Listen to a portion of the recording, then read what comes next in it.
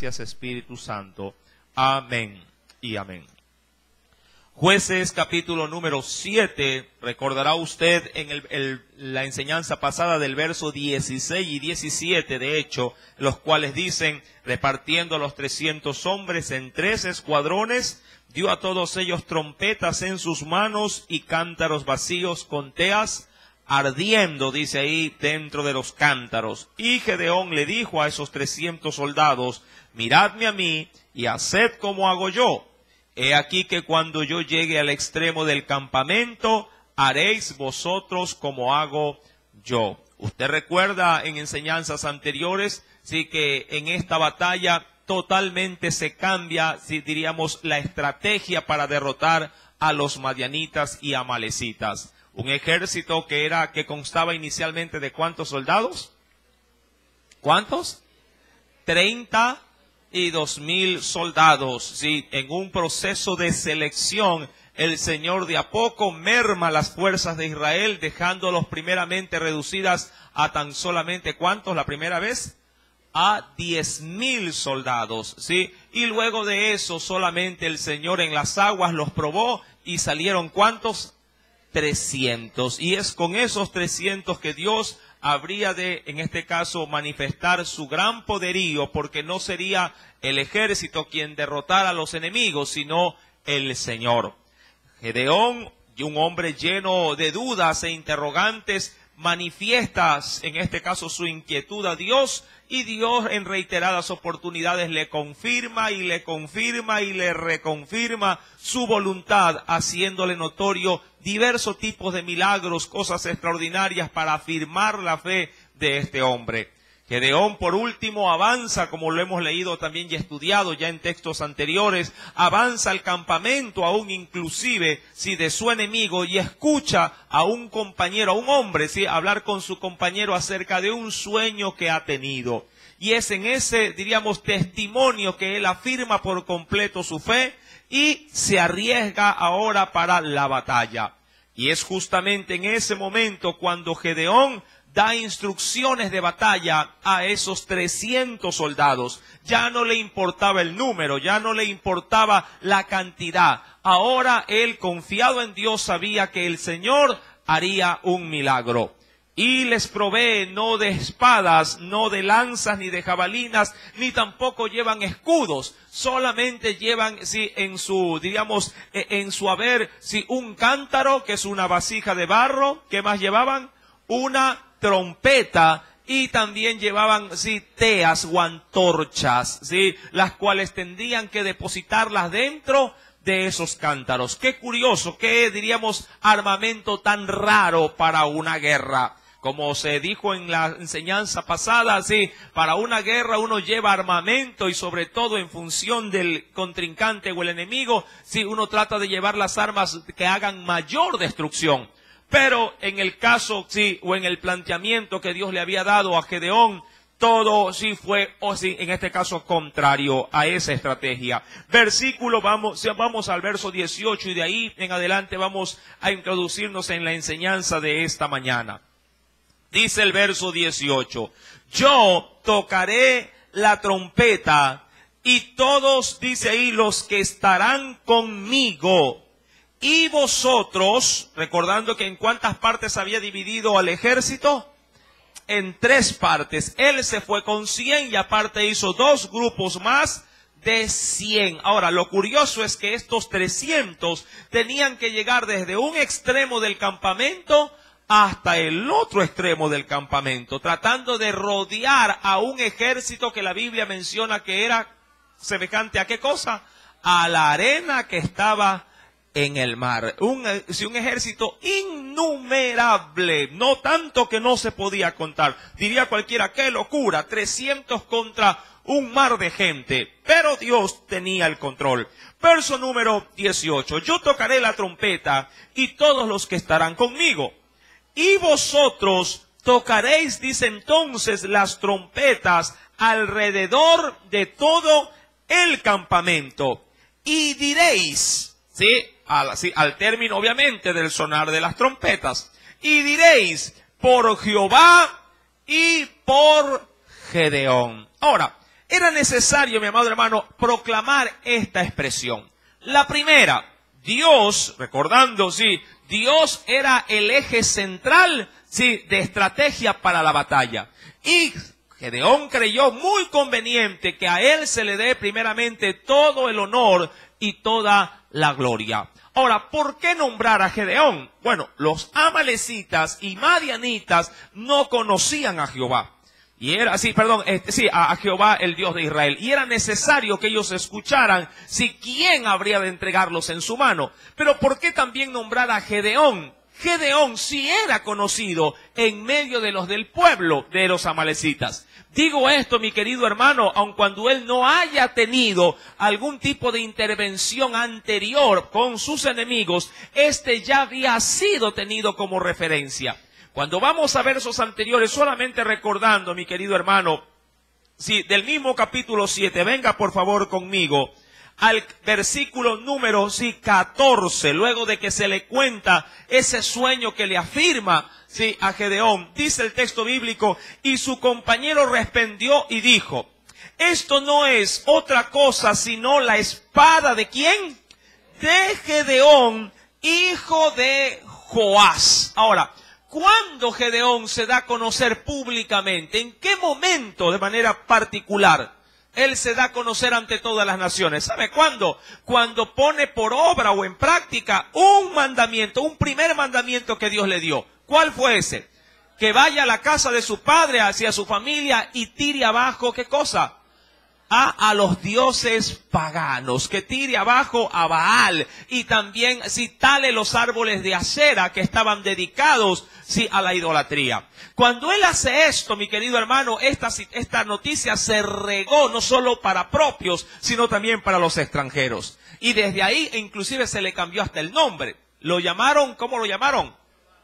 Jerobbaal. ¿Qué significa Jerobbaal? El que contiende o pelea contra Baal. Amén. Ahora, esta situación le había dado en todo caso renombre.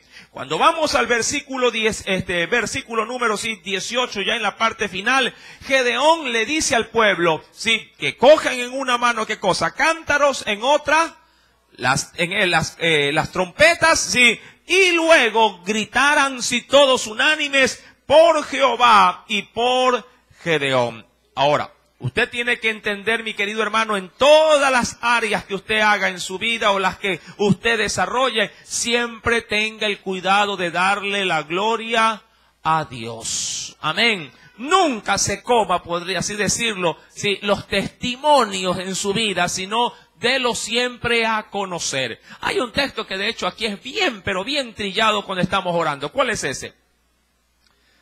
Cuando venimos a orar, Salmos capítulo 50, verso 15. Abra la Biblia, por favor. Sí, quiero empezar con ese primer texto de referencia. Nunca se olvide de darle la gloria al Señor en su vida. Salmos capítulo número 50, verso número 15.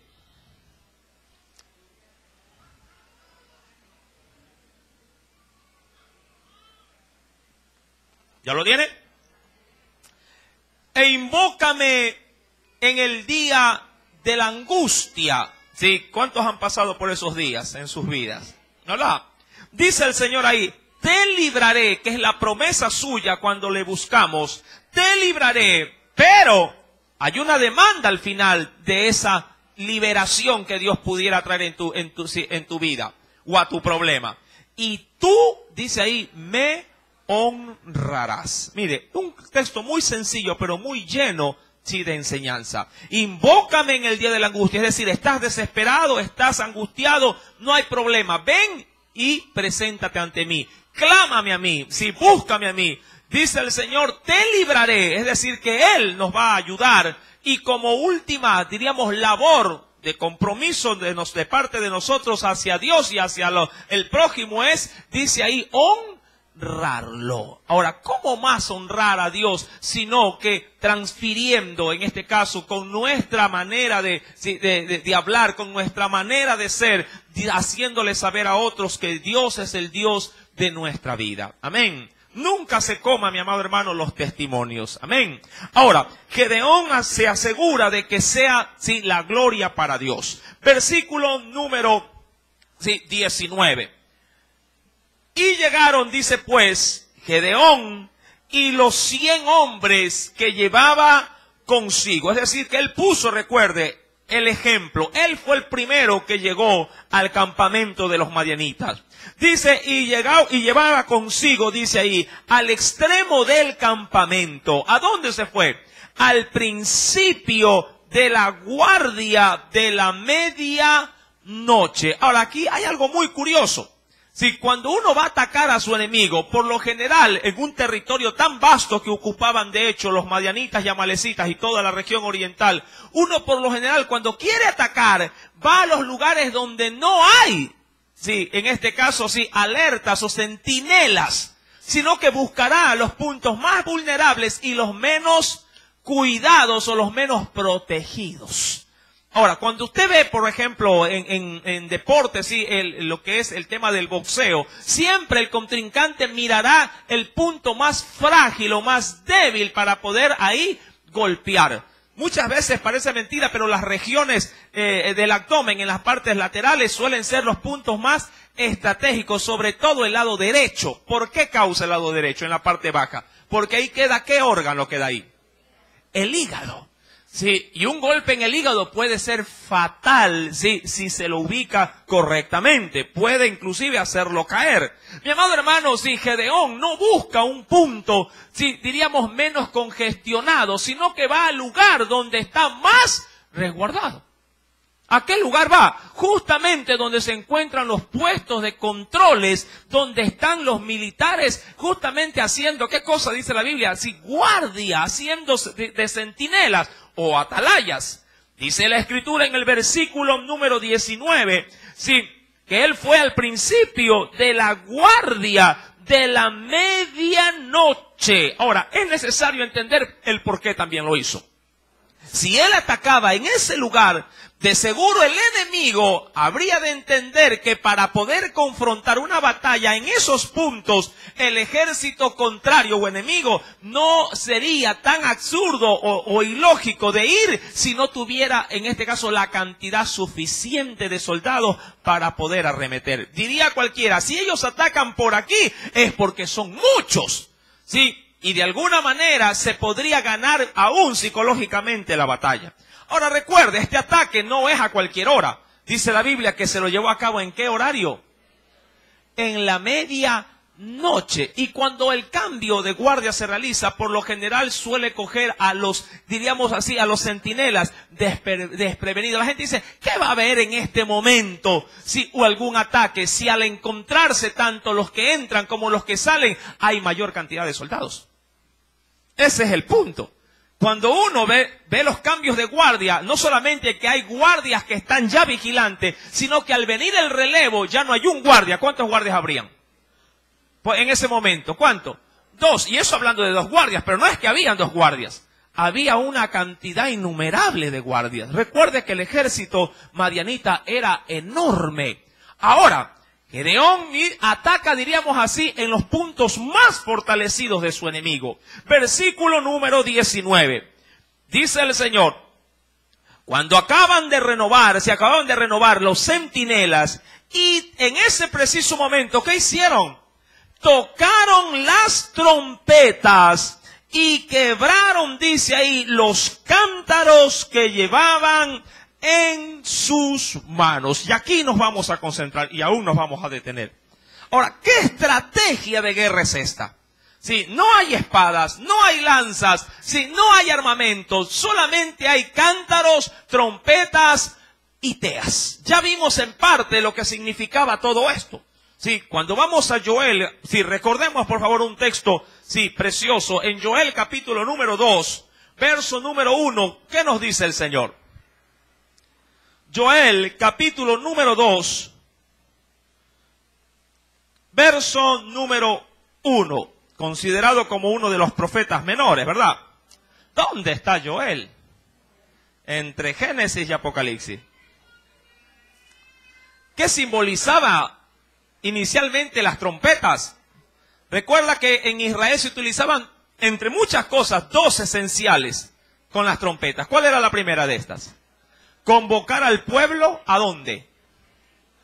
Para que se reúnan en el tabernáculo de reunión. Y la segunda intención esencial, habían muchas otras, diríamos así, usos para la trompeta. También para proclamar o llamar la atención a la ciudad para que esté alerta para la guerra.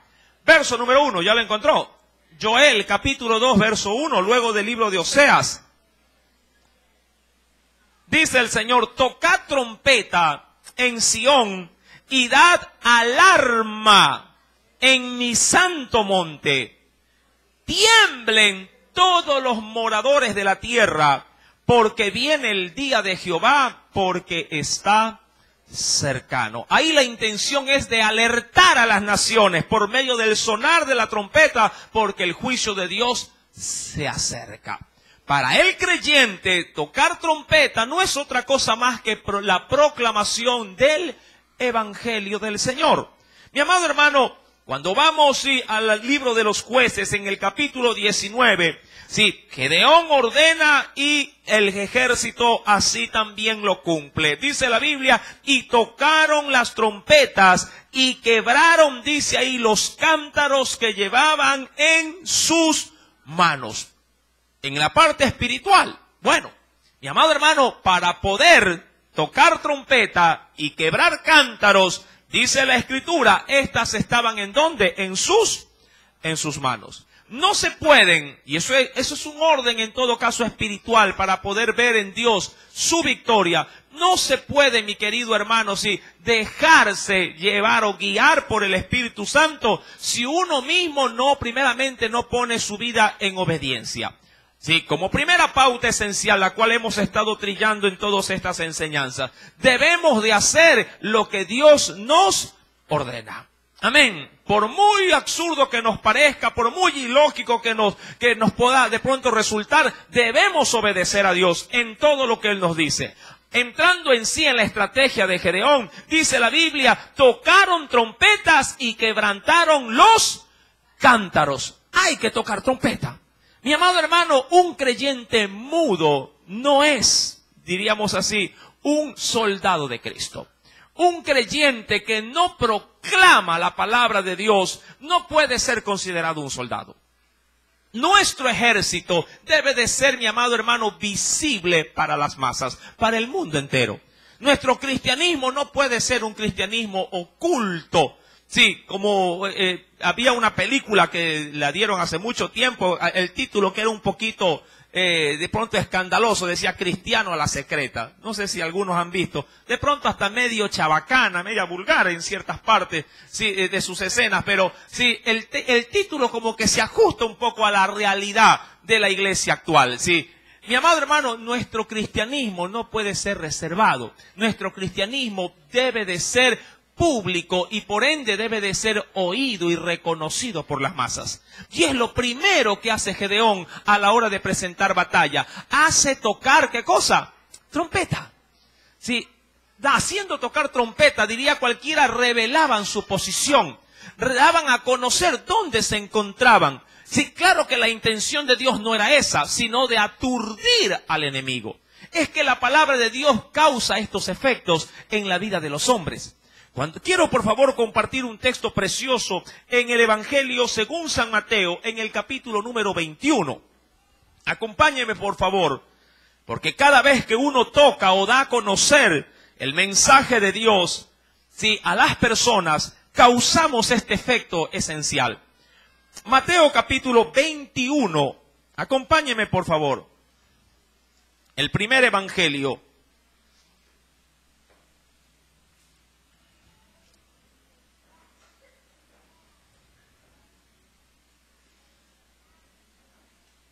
¿Lo tiene? Dice el Señor,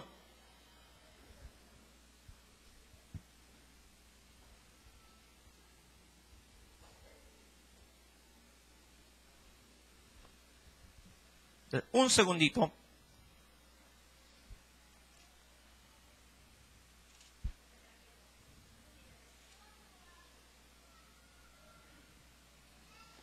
No diga que se me traspapeló la cita. Gloria a Dios.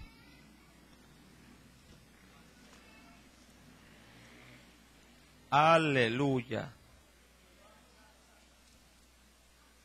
No. Bueno.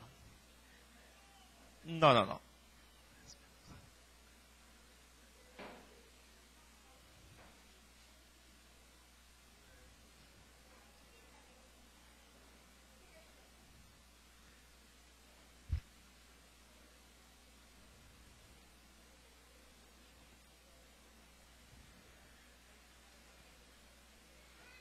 21:44, ya está. Casi digo 49 y no existe. Es un texto muy importante, no me lo puedo saltar. ¿Ya lo tiene? Ahora sí. Mateo 21, verso 44. Disculpe el traspié, tenía 49. Dice el Señor, y el que cayere sobre esta piedra, dice ahí, será quebrantado. Y adicionalmente dice, y sobre quien ella cayere, dice, le desmenuzará. Ahora, este texto, mi amado hermano, tiene una aplicación muy grande. Sí, no solamente para quien porta el mensaje, sino para quien recibe el mensaje.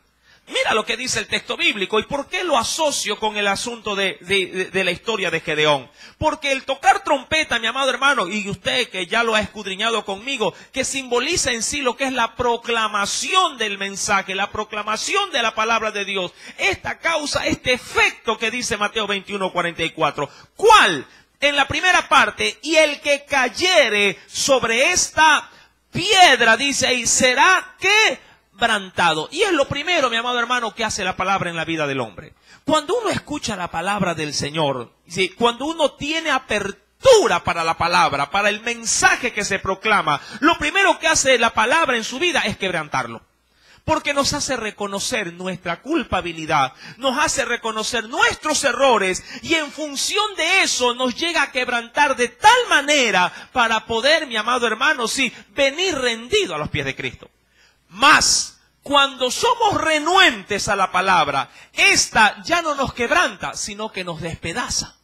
Y eso es lo que dice, de manera subsiguiente, el mismo texto. Dice en el versículo número 44, en la parte final, ahora la palabra, mire, no es en sí mismo recibida, sino que lo aplasta, dice, y sobre quien ella, ¿qué cosa?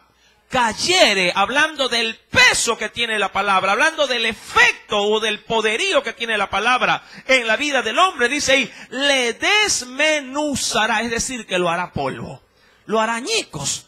Mi amado hermano Gedeón sabía muy bien que la trompeta habría en este caso de turbar, a su enemigo. Primeramente porque ellos no estaban, mi amado hermano, ahí para hacer amistad. Ellos estaban ahí hablando de los enemigos para destruir, asediar y desbaratar a Israel. Y cuando la palabra de Dios es proclamada en un lugar adverso, en un lugar contrario, de seguro esa palabra para ellos saldrá como juicio de Dios, para sus vidas. No así para cuando, el corazón del hombre está de alguna manera necesitando de Dios. Cuando vamos a Jueces capítulo número 7, nos dice el Señor en el versículo número 19. Y tocaron las trompetas y seguidamente también dice quebraron los cántaros. Ahora, una persona que proclama la palabra, mi amado hermano, también debe de entender de que su vida debe de ser susceptible a esa palabra. Hay que quebrar los cántaros. Mi amado, cada cristiano, cada creyente tiene la forzosa necesidad de quebrar siempre su vida. ¿De qué manera? Reconociendo a Dios en su caminar diario. Cuando vamos a Salmos capítulo número 34, quisiera por favor que leyera conmigo ese texto. Salmo capítulo 34, versículo número 18. Salmo capítulo 34, versículo número 18. Cercano está, dice ahí, Jehová, ¿a quiénes?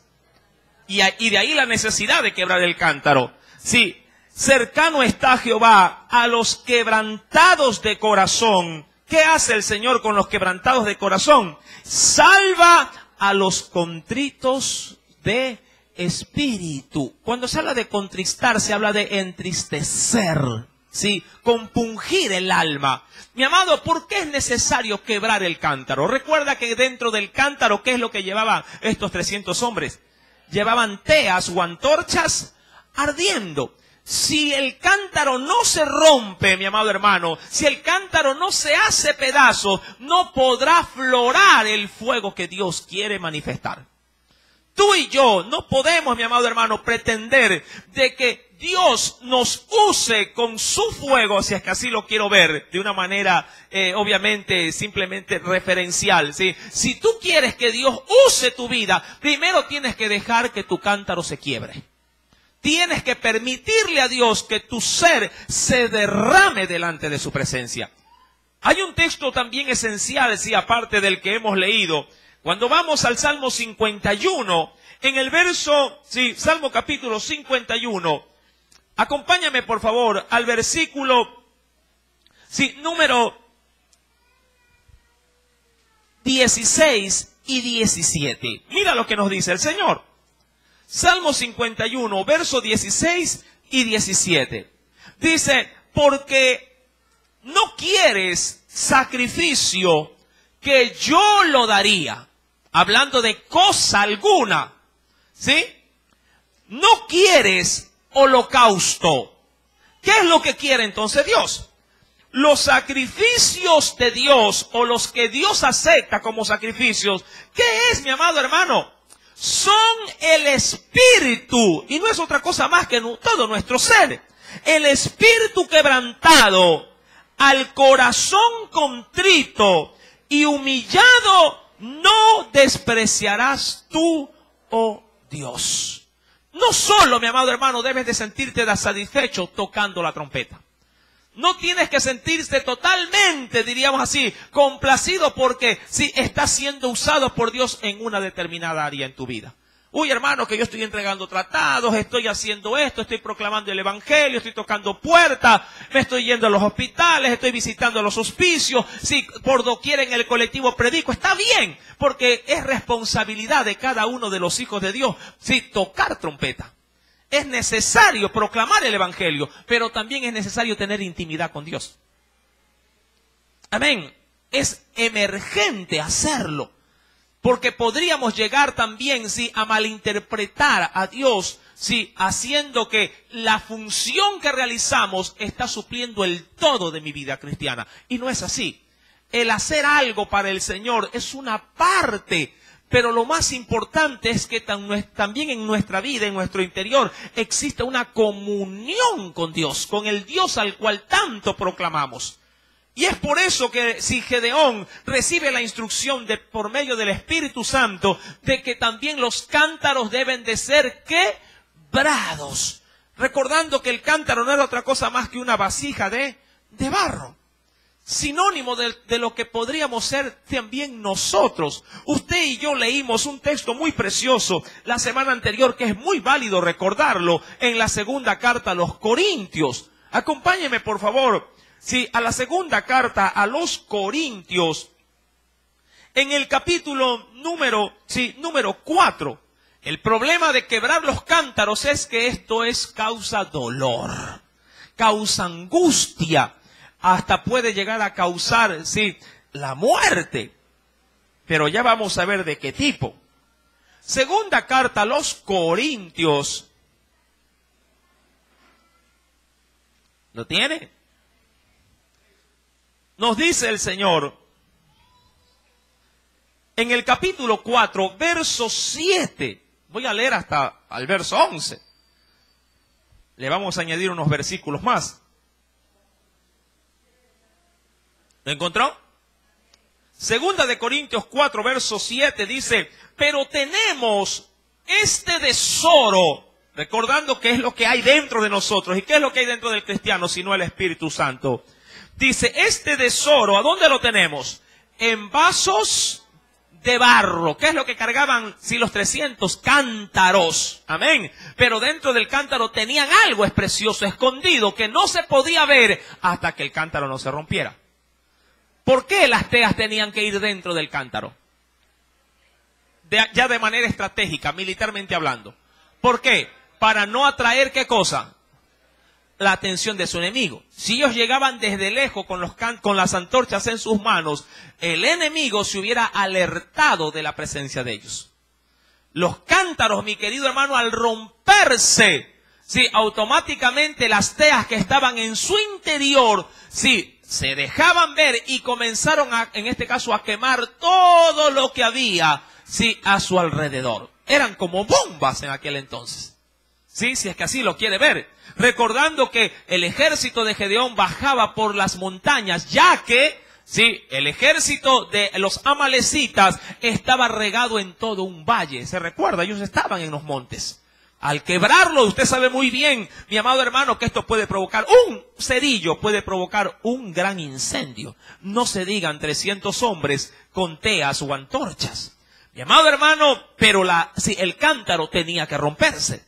Y dice la Biblia en el verso 7, tenemos este tesoro en vasos de barro. ¿Para qué la tenemos aquí, en estos vasos de barro? Para que la excelencia ¿de quién? Del poder sea ¿de quién? ¿Verdad? Mire, el texto es revelador.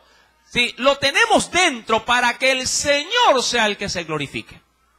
Pero ¿cómo verá el mundo si tú no rompes tu cántaro? Ya leímos, ¿verdad? Ya en los Salmos.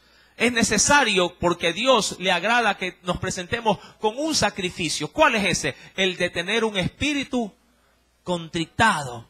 Amén. Dice la Biblia para que el poder sea de Dios y no de nosotros. Ahora, es fácil romper la vida de uno para que pueda manifestarse Cristo. Decía Juan el Bautista, es necesario que yo mengüe para que Él crezca.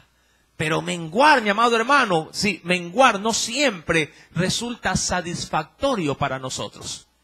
Porque cuando uno mengua, entonces uno comienza a morir. Y cuando se habla de muerte, mi amado hermano, inclusive usted solo de escucharla, algunos hasta le tiemblan las rodillas. Hay algunos que se estremecen, uy hermano, ni me nombre la muerte por aquí, ni me la nombre, ni me la traiga. ¿Sí? Déjela por allá. Mi amado hermano, pero en Dios debemos morir. Ahora, dice el texto, porque quiero leer más adelante del texto del verso 7 de Corintios, capítulo 4. Dice en el verso número 8, mire, dice la Escritura, estamos atribulados, decía el apóstol Pablo. ¿En qué estaban atribulados? ¿Ah? En todo. Pero en su atribulación dice que no estaban, ¿qué cosa? Angustiados, es decir, desesperados. ¿Qué más dice el texto? En apuros, mas no desesperados. Perseguidos, mas no desamparados. Inclusive derribados, pero no destruidos. Llevando en el cuerpo, y aquí es donde empieza el asunto. Llevando, ¿en dónde llevaban ellos? Sí, el evangelio. Llevando, dice, en el cuerpo siempre, por todas partes, la muerte de Jesús. Ahora, ¿y cómo es eso, mi amado hermano? ¿Cómo es que se puede llevar en el cuerpo para que otros puedan ver la muerte de Jesús en nuestros cuerpos? Porque aquí Pablo habla de su cuerpo. ¿Qué cuerpo? Su cuerpo físico. ¿Cómo es posible que alguien allá afuera pueda ver que tú estás muerto, sí, en Cristo Jesús? Termino el texto. Dice ahí, para que también la vida de Jesús se manifieste, ¿en dónde? En nuestros cuerpos también. Ahora, ¿cómo se lleva esto a cabo? Mi amado hermano, acompáñame por favor, ¿sí?, a la primera carta a los Corintios, capítulo número 15. Primera de Corintios, capítulo número 15.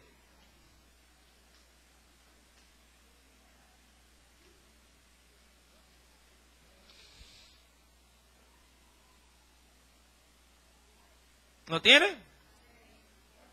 Nos dice el Señor, versículo número 31.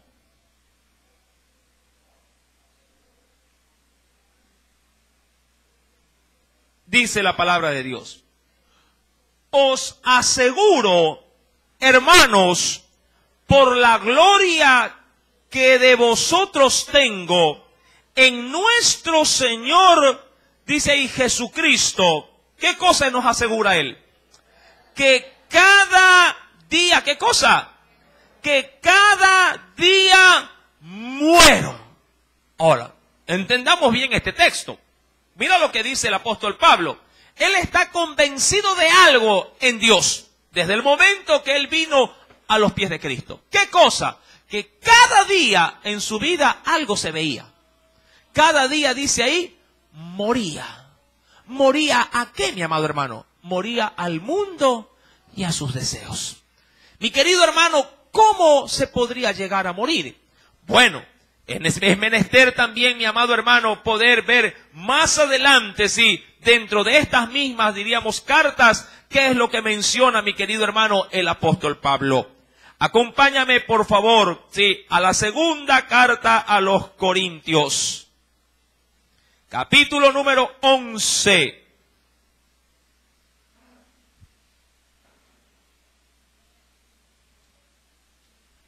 ¿Cómo moría, mi amado hermano, el apóstol Pablo? Bueno, de una manera muy diferente de pronto a lo que nosotros sufrimos como cristianos. Dice el Señor, verso 23. Mira lo que el Espíritu Santo en esta mañana nos quiere dar a conocer. ¿Lo tiene? Son ministros de Cristo, hablando de, son representantes del Señor. Como si estuviera, dice ahí, loco hablo. Yo más, es decir, yo también lo soy. ¿Cómo? En trabajos, ¿cómo era Pablo? Más abundante. Es decir, si alguien trabaja en la obra del Señor, yo más, decía Pablo. ¿Qué más? En azotes, o sea, si alguien ha sufrido azotes, ¿cómo lo dice Pablo? Sin número, es decir, yo ya perdí, ¿qué cosa? Yo ya perdí la cuenta. Aún más, en cárceles o en prisiones, más también. En peligro de muerte, ¿cuántas veces dice ahí? Ya perdió la cuenta. Verso 24, y comienza a desgranar el asunto. De los judíos, 5 veces he recibido 40 azotes, menos ¿cuánto? Y eso en suma total, ¿cuánto vendría a ser? 120 menos 3, 117. 117, ¿qué cosa? Azotes. ¿Pero por causa de qué? ¿Porque él era un criminal? No, por causa de predicar el evangelio de Cristo. Versículo número 25. 3 veces he sido azotado con varas. Una vez apedrado. 3 veces he padecido naufragio. Una noche y un día he estado como náufrago en alta mar. Verso 26. En caminos, muchas veces, en peligros de ríos, peligros de ladrones, peligros de los de mi nación, peligros de los gentiles, peligros en la ciudad, peligros en el desierto, peligros en el mar, peligros entre falsos hermanos, en trabajo y fatiga, en muchos desvelos, en hambre y sed, en muchos ayunos, ¿sí? Y también en ¿qué? En frío y en desnudez. Y además de otras cosas, lo que sobre mí se agolpa también cada día. ¿Qué dice ahí? Cada día. Por eso es que Pablo decía en 1 Corintios, porque cada día que hacía Pablo, muero. Y termina diciendo, dice, la preocupación también por todas las iglesias. ¿Quién enferma y yo no enfermo? ¿A quién se le hace tropezar y yo no me indigno? Si es necesario gloriarse, me gloriaré en lo que es de mi debilidad. Mi amado hermano, he ahí, diríamos así, la vida de un hombre que decidió entregarse o rendirse, o lo que, como el estudio en esta mañana, sí, lo gesta. He ahí que este hombre de esa manera, sí, rompía su cántaro. Pregunto, ¿rompes tú también cada día tu cántaro para que Dios se manifieste en tu vida? ¿O eres de aquellos que no le permite, sí, a Dios que el Señor te resquebraje? Hay quienes podrían decir, hermano, sí, yo puedo soportar todo, pero menos que la gente me trate mal. Yo puedo soportar todo, pero menos de pronto sí, que no me dirijan la palabra. Porque si es así, entonces reviento. Y cuando rompo, no rompo el cántaro sí, del nuevo hombre en Cristo, sino del viejo hombre y aflora mi carne. Recuerde, mi querido hermano, que el Espíritu de Dios es el que debe de regir nuestra vida, no el viejo hombre. No las viejas costumbres o las viejas mañas que pudieran de pronto, sí, apoderarse de tu vida y tú deslizarte, sí, con total, diríamos, de pronto normalidad como en el mundo. Y no es así. Mi querido hermano, la Escritura es clara al respecto. Cuando vamos al versículo 20 de Jueces, capítulo 7, nos dice que los 3 escuadrones tocaron las trompetas y quebraron los cántaros. Tomaron entonces, dice, en la mano izquierda, ¿qué cosa? Las teas. Y en la derecha, las trompetas, dice ahí, con que tocaban y gritaron por la espada de Jehová. ¿Y también de quién? Y de Gedeón. Mi amado, al unísono. No tampoco, mi amado hermano, puedes llegar a obviar lo uno para que lo otro aflore. Ambas cosas deben de manifestarse en tu vida, sí, al mismo tiempo. Debes siempre, mi querido hermano, ser cuidadoso de ser instrumento de Dios para proclamar su palabra, pero también debes de estar siempre cuidadoso de que tu vida siempre esté rendida a los pies del Señor. No puedes decir, hermano, yo me quebranto siempre delante de Dios, oro, chillo, pataleo, ahí me derramo, sí, delante de Él, pero no hago su voluntad, es decir, no proclamo la palabra. Es decir, no quiero coger la trompeta. O viceversa, hermano, yo sí predico, yo sí hago la obra de Dios, pero no tengo tiempo para orar. Llego tan cansado, llego tan agobiado a casa, que apenas me acuesto, me quedo como un tronco hasta el otro día. Las trompetas, sí, y los cántaros deben de estar siempre, sí, dispuestos a hacer la voluntad de Dios. ¿Para qué? Para que pueda aflorar esa antorcha que Dios, sí, siempre la quiere tener encendida en nuestra vida. Ahora, hay algo importante. Mi amado hermano, el fuego o la tea, que era sinónimo en sí mismo del Espíritu Santo, el Señor nos lo ha provisto, nos lo ha encendido a todos. Pero a mí me compete mantener la llama siempre viva. Veámoslo de esta manera. Cuando usted viene a los pies del Señor, el Señor derrama de su Espíritu en su vida. Pero a mí me compete que la llama no se me apague. Acompáñeme, por favor, a la carta de Timoteo. En la segunda carta de Timoteo, capítulo número 1, mira lo que nos dice en el verso 6. Segunda epístola o carta de Timoteo, capítulo 1, verso número 6.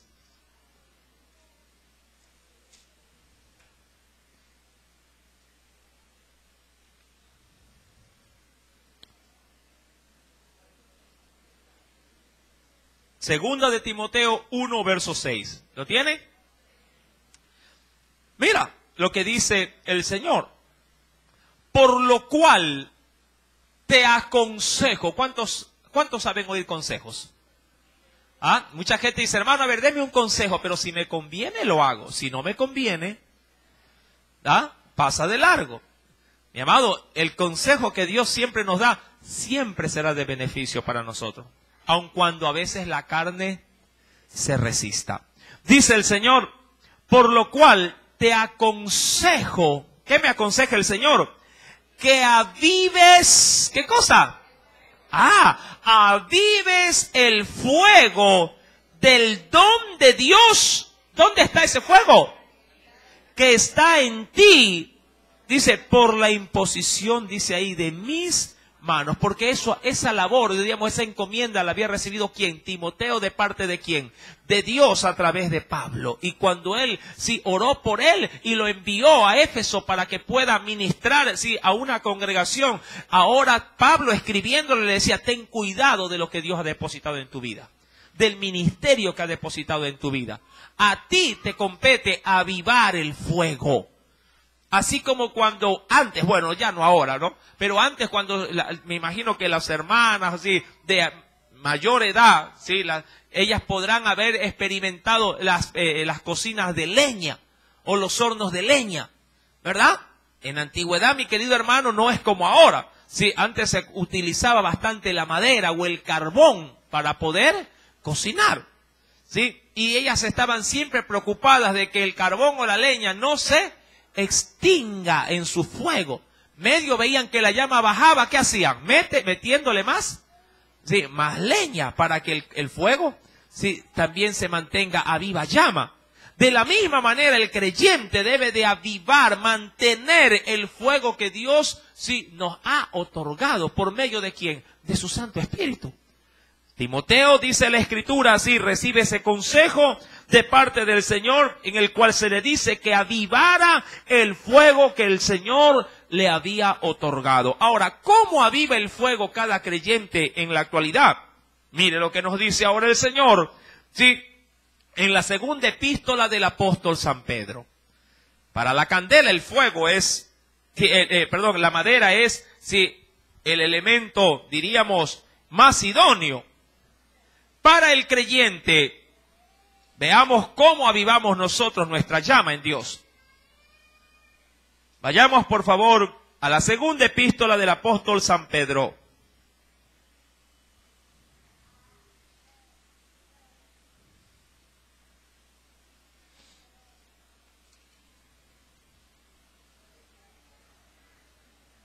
¿La encontró?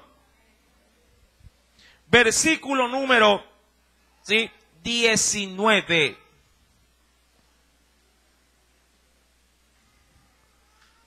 ¿Qué producirá en nosotros ese fuego? Mire, ¿ya lo encontró?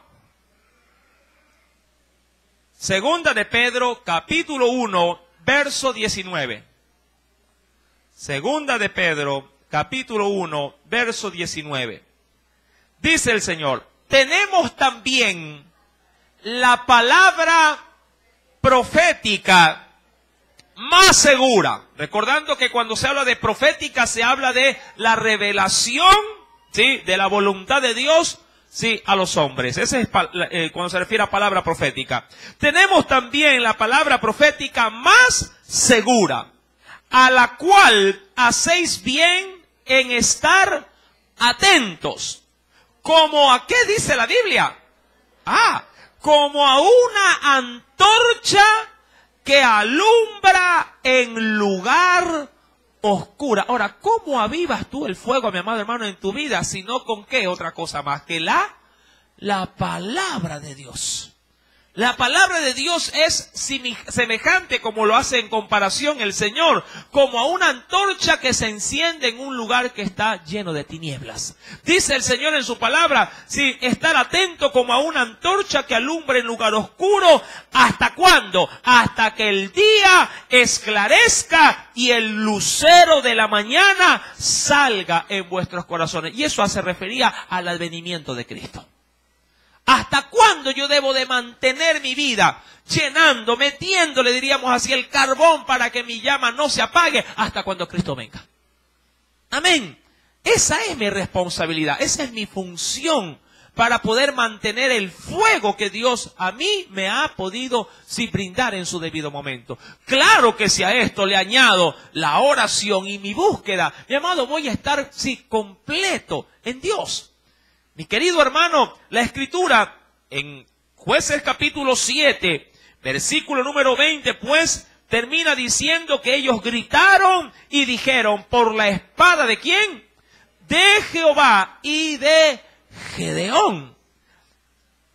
Versículo 21, y se detuvieron firmes, cada uno en su puesto. Ahora, aquí hay algo desafiante. Dios los había mandado a la guerra, primeramente, muy reducidos en número, 300. Segundo, los había mandado ¿con qué implementos de guerra? Trompetas, cántaros y antorchas. Los hizo poner, sí, rodeando el campamento de los enemigos, y se les dio una orden: toquen trompeta, rompan los cántaros y griten por Jehová y por Gedeón. Y de ahí en adelante, ¿qué? Diría cualquiera: bueno, hermano, está bien, el Señor me manda a predicar su palabra, sí, y me manda a ese lugar donde nadie quiere ir, donde la gente está más dañada, bueno, voy, y estando ahí, y hablando como loco, y de ahí, ¿qué hago? ¿Qué esperar? Mi amado hermano, ahí viene la fe. Ahí es donde se mueve la fe. Es como cuando Jesús le dice a Pedro, cuando estaban en la barca: sí, Señor, ¿eres tú? Sí, soy yo. Si eres tú, manda que yo camino. Ven, le dice. La orden estaba. ¿Y él fue o no fue? ¿Caminó o no caminó sobre el agua? Por supuesto que caminó. ¿Sí? Ahora, yo le aseguro, en la práctica, que usted no se aventuraría a hacer algo semejante. A no ser que Dios se lo ordene. ¿Verdad? Entiendo yo, mi amado hermano, que hay un registro no bíblico. Ojo, no bíblico. Averigüe un poquito en el internet de un hombre que caminó sobre las aguas, pero por la causa del Señor. En un río fue, hace muchos años atrás. Un lugar que no había en ese entonces todavía los medios de transporte que tenemos en la actualidad. Para la gente un poquito más antigua, antes, para poder pasar mercadería, sí, antes no estaba el puente de la Unidad Nacional. Antes habían las famosas gabarras, que no eran otra cosa más que plataformas, ¿sí?, de metal, guiadas por un motor, por un barco, ¿sí? Y ahí se trepaban los camiones, el producto, y se lo pasaba de Guayaquil a Durán, y de Durán a Guayaquil. Así se trapa. En aquel entonces no habían gabarras, ni siquiera eso. Y Dios le había dicho a un misionero que vaya a una de las aldeas a predicar la palabra. Mi amado hermano, y él orando, le dijo al Señor: Señor, si esto es de ti y tengo que llegar, permite que yo pueda caminar sobre las aguas para llegar al otro lado. Cuentan los historiadores que este hombre puso, mi amado hermano, la Biblia sobre el agua y se le hizo, sí, el camino como que si estuviera caminando en cemento, y llegó al otro lado caminando.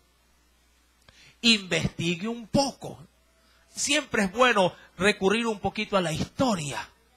No necesitamos, mi amado hermano, de pronto sí, estar en los escenarios bíblicos leyendo para comprobar el poder del Señor. El poder de Dios es real, pero para quienes le creen.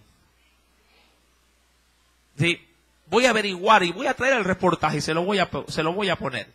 Sí, mi amado hermano, el Señor en su palabra les había dicho: vayan a la guerra, lleven estos instrumentos. Sí, pero luego de esto, ¿qué esperar? Dios muchas veces ahí guarda silencio. Donde Dios te dice anda y tú vas, y ya cuando llegas, me recuerdo que aquí nos pasó un caso. Yo ya lo topé como referencia en una enseñanza viejita, sí, anterior. El Señor en un día en oración aquí en la iglesia nos dice: vayan, sí, al hospital de Luis Bernaza.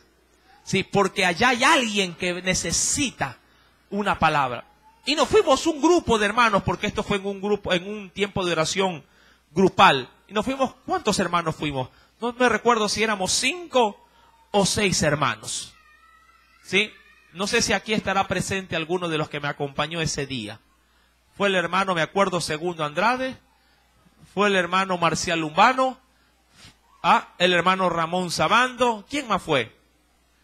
Alguien más fue. Creo que me cambiaron 1 o 2 más. Hermano Marcial, hermano Marcial ya lo nombré. Sí, y creo que otro más fue conmigo. Y nos fuimos, mi amado hermano. Mi amado, llegados allá, ahí llegó lo bonito. Porque llegados allá, nosotros decíamos: bueno, ¿y ahora quién? ¿Quién necesita tu palabra?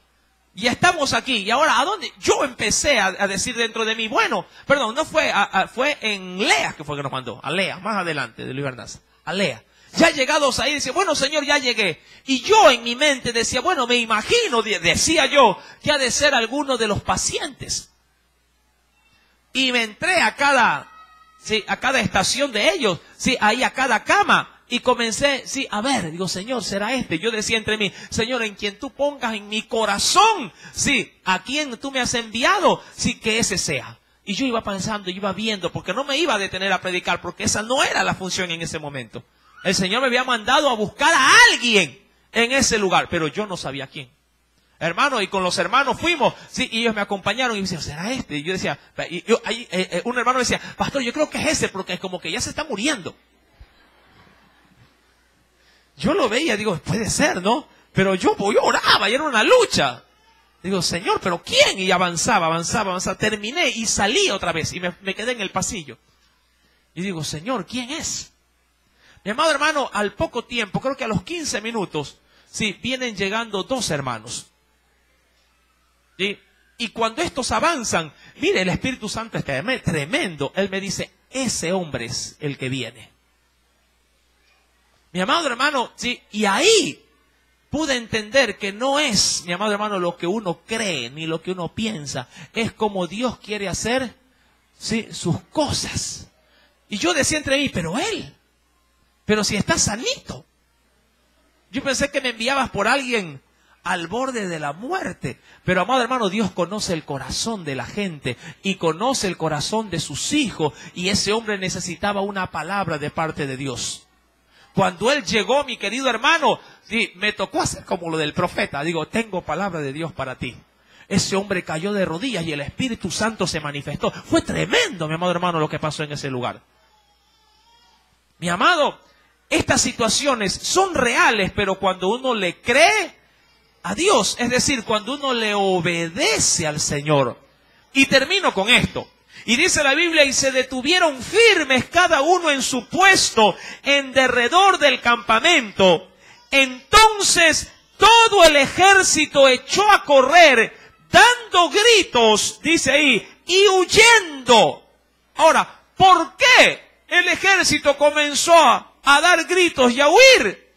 El próximo día domingo lo sabremos, con la ayuda del Espíritu Santo. Mas si el Señor te habló el día de hoy, ríndele una fuerte ofrenda de aplauso. Aleluya. Oremos. Amantísimo Dios, gracias, Señor, por tu palabra. El tiempo ha transcurrido, Dios, y reconocemos, Señor amado, que también todo tiene su tiempo. Permíteme